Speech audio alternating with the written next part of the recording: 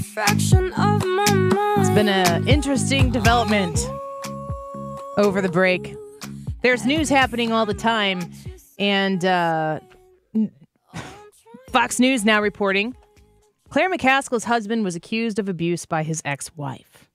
Fox News says that Missouri Senator Claire McCaskill's husband was accused of domestic violence by his ex-wife, and his company wants victim blamed a woman who sued for sexual misconduct. A graphic protection order once filed by Joseph Shepard's ex-wife even alleged he hit her, tripped her, and peed on her. Yeah. Well, now I know that the mainstream media really loved that part of the dossier. That's right, they did. So I can't wait to see how they handle this. It'll be exactly the same, I'm sure. They need to go review the tape and see how they're like, okay, let's do this, match this step for step. In a citation down here from an April 15th, 2016 tweet from one Claire McCaskill. She's retweeting a tweet from MSNBC. It says, asked about sexual assault on campuses, Kasich tells women, don't go to parties where there's a lot of alcohol. Claire McCaskill retweeted it saying, oh my God, next he will say it's the way young women dress. Please stop with the victim blaming. Okay. That aged well. As Tony would say, Keith Ellison. Flip test. Yeah, do the flip test. Do the flip test on this right now. Let's say, hypothetically speaking, in an imaginary world, that Josh Hawley had an ex-wife that he had committed these there were allegations very similar to this.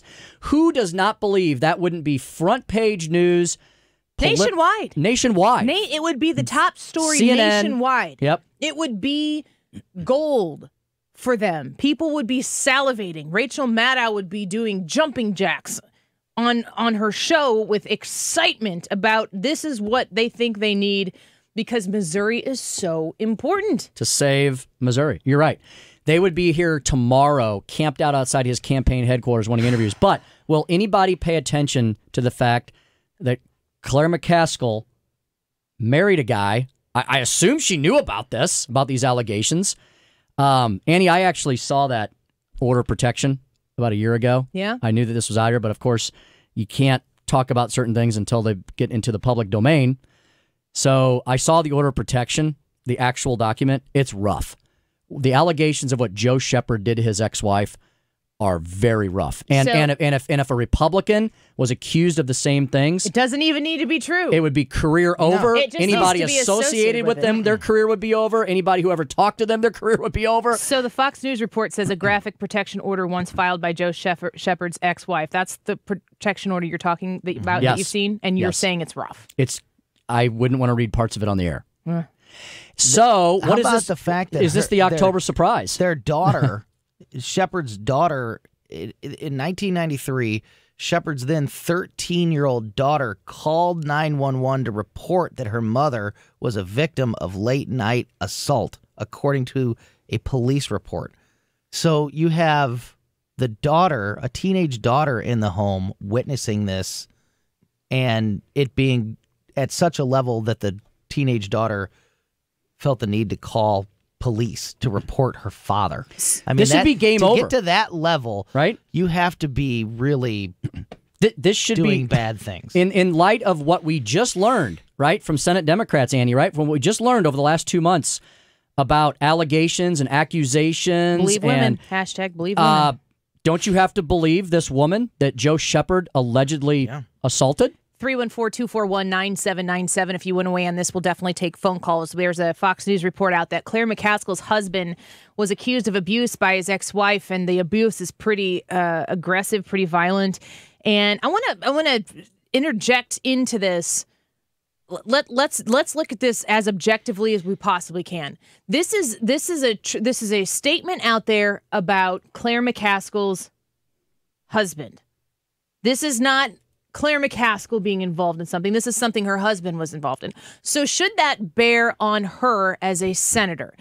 The only way to me that this becomes a key center part of Claire McCaskill as a representative to the people, the taxpayers, the voters in the state of Missouri, is who Claire McCaskill tells you that she is and how she chooses to represent her to the people whom she represents.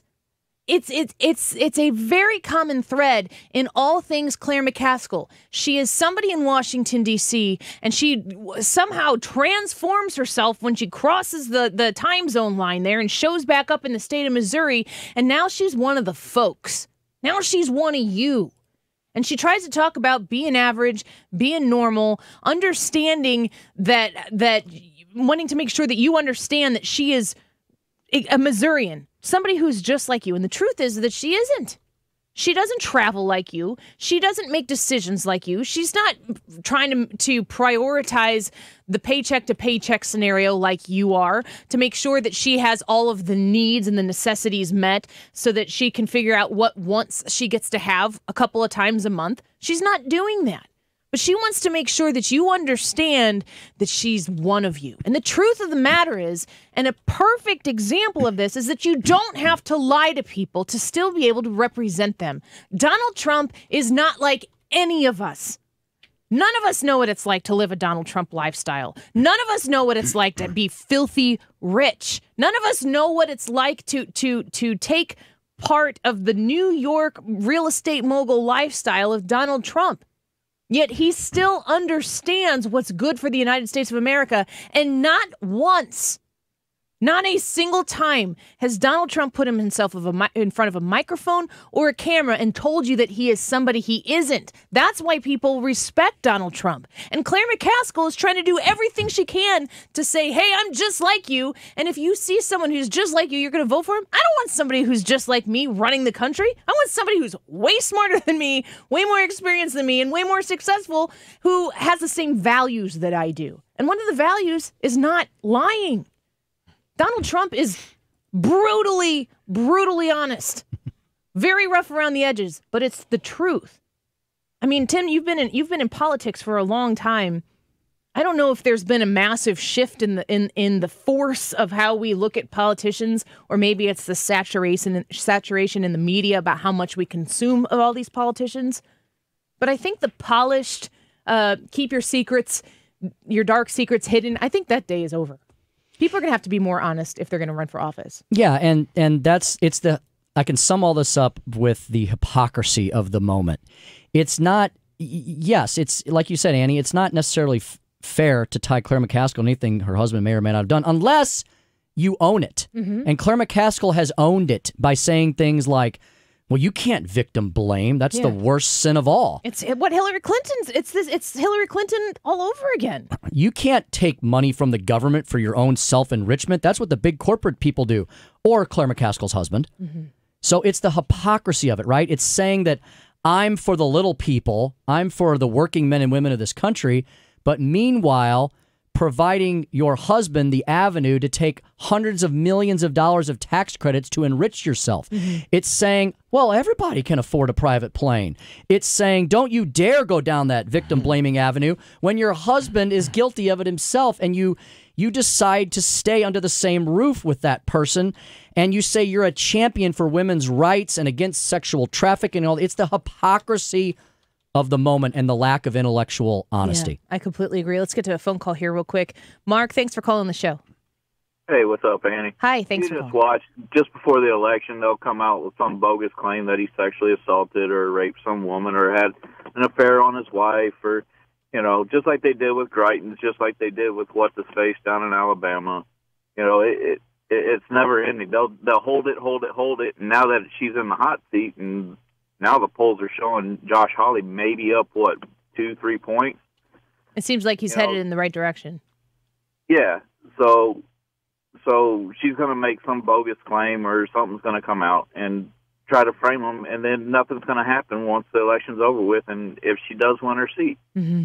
Yeah. Mark, thanks for... And it's just a vicious circle that the left tries to play, and nobody can see that every 2, 3, 4 years, the left plays the same game over and over and over. Yeah. Mark, thanks for calling the show. Thanks, Annie. You know, real quick, we got to get to a break here. But Tim, do you? I hear Greitens' name thrown out there a lot, and then they go to Alabama and Roy Moore. Mm-hmm. Do you put all these people in the same basket? They couldn't be more different. Mm-hmm. I mean, Eric Greitens was not a lifelong Republican political person in the state of Missouri. He was a Missourian for a long time, but he never participated in Republican circuit. He wasn't farmed by the Republican Party. And I wish we had somebody in charge of the farm team sometime. I don't know what that means, I mean, he was an independent person, independent thinker that decided he used to be a Democrat. He admitted that. And he said he decided to become a Republican, run for governor. So many famous Republicans have. Yeah, and you can't whitewash, a favorite term of the left, everybody under that same brush.